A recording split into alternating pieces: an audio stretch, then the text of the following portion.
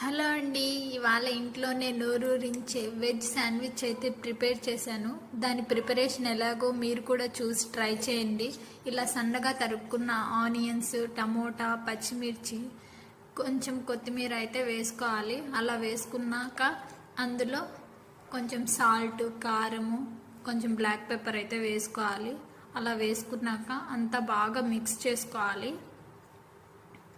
అంతా బాగా మిక్స్ చేసుకున్నాక బ్రెడ్ మీద టమోటా సాస్ అప్లై చేసుకోవాలి.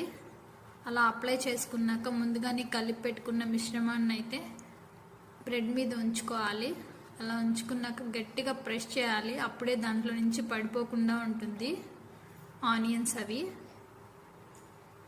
అలా ప్యాన్ పెట్టుకొని బటర్ అయితే అప్లై చేసుకోవాలి. అలా అప్లై చేసుకున్నాక 2 సైడ్స్ గోల్డెన్ కలర్ వచ్చేలా రోస్ట్ చేసుకోవాలి. అంతే, ఎంతో tasty and simple recipe veg sandwich అయితే ప్రిపేర్ చేసేసాం.